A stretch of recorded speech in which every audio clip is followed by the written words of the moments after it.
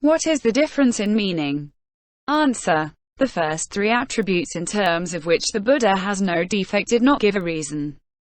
These do give the reason. Because his actions accompany knowledge. If the Buddha did not reflect before carrying out his bodily, vocal or mental actions, he would make mistakes, but since the Buddha first uses knowledge before carrying out his bodily, vocal or mental actions, he is faultless. Furthermore, the Buddha is endowed with three kinds of pure action, three kinds of pacified actions, three kinds of actions not requiring secrecy. Some people wonder why the Buddha has such actions, and this is why the Buddha says, "All my bodily, vocal and mental acts are preceded by knowledge and accompany knowledge." 16-18. The Buddha penetrates the past, the future and the present. The Buddha knows the past, the future and the present by means of his knowledge, and his penetration is without obstacle. His threefold knowledge bears upon the three times, and his penetration is without obstacles because his three actions accompany knowledge. A. Sarvastivadin-sautrantika, debate on time. The sautrantikan.past dharmas, already destroyed, no longer exist. Future dharmas, not yet come, are not formed. The present, which lasts but an instant, has no period of duration. Then how can the Buddha know the three times with an unhindered penetration? The Sarvastivadin. The Buddha affirms unobstructed penetration of the past, the future and the present. How can his word be wrong? Moreover, if there were no past or future, and if there was only an instant of the present, the Buddha would never realize his innumerable qualities such as the 10 knowledges or the 10 powers.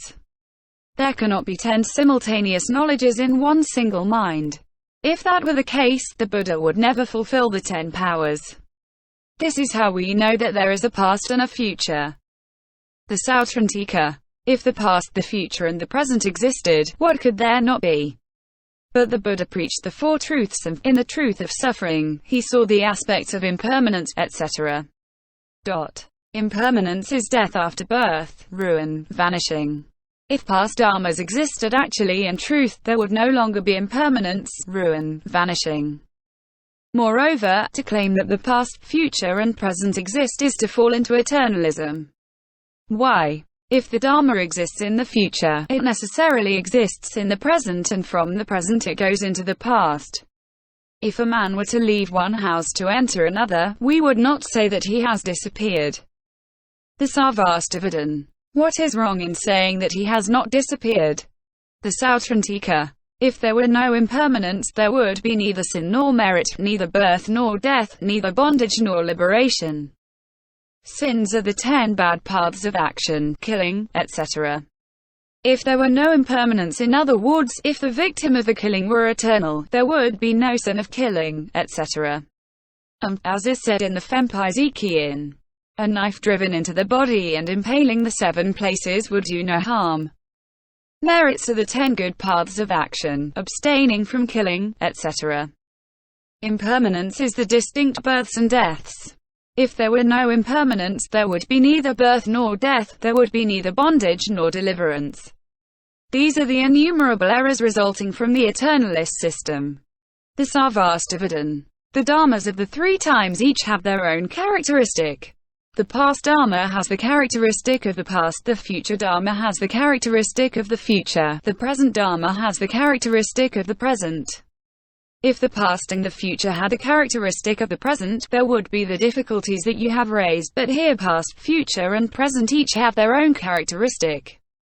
Furthermore, if there really was neither past nor future, the condition of being a monastic would not exist either. Why? As soon as he would be in a bad state of mind, and would break his earlier commitments, this monk would no longer be a bhiksu. And as soon as the saint would return in mind to worldly things, he would be just an ordinary person, since, according to your hypothesis, there is neither past nor future nor present. In the same way, sins also, beginning with the 5 anantaya sins of immediate retribution, would not exist. Why? It is necessary for the 5 anantarias to be actions already past, and for their doer to be dead, for the latter to enter into hell. Now if these 5 anantarias are still to come, there is no action and, as a result, no retribution. and, in the present existence, they are not of immediate retribution since the death of their perpetrator has not yet occurred. Therefore, if the past did not exist, there would be no anantaya sins and, still less, any other sins.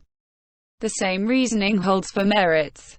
To deny the existence of sin and of merit is a bad view, and those who hold it are no different from birds and beasts. Moreover, I do not say that past and future exist like the present. I say that the past, although vanished, is capable of producing a memory and of giving birth to a mind and mental events. Thus, the fire that was extinguished yesterday can today give rise to a memory, but it is impossible that this fire be revived by virtue of this memory. If I see that someone is gathering kindling, I know that they will light the fire, and I say to myself that today's fire is like yesterday's fire. But it is not possible for the fire to be rekindled by virtue of this memory that I have of the fire. It is the same for that which is things of the future.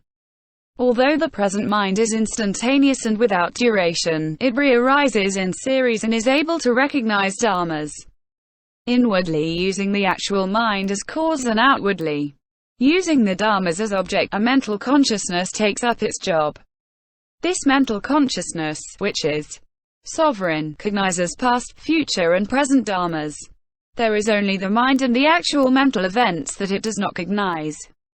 It cognizes all the rest. b. The non-existence of time according to the Mahayana. Question. In the Prajnaparamita, in the Ju Xiangping, it is said, the three times have but a single nature, namely, the absence of nature. Then why is it said here that the Buddha's knowledge knows the TJAHREE times with an unhindered penetration? Answer. The Buddhas have two ways of preaching the Dharma. 1. First, analysis of the Dharmas. 2.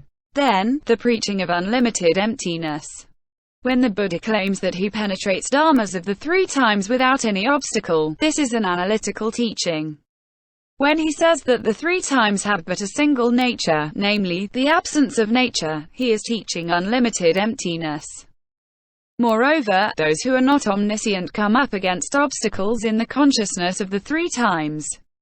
Thus saints such as Avalokitesvara, Manjusri, Maitreya, Sariputra, etc.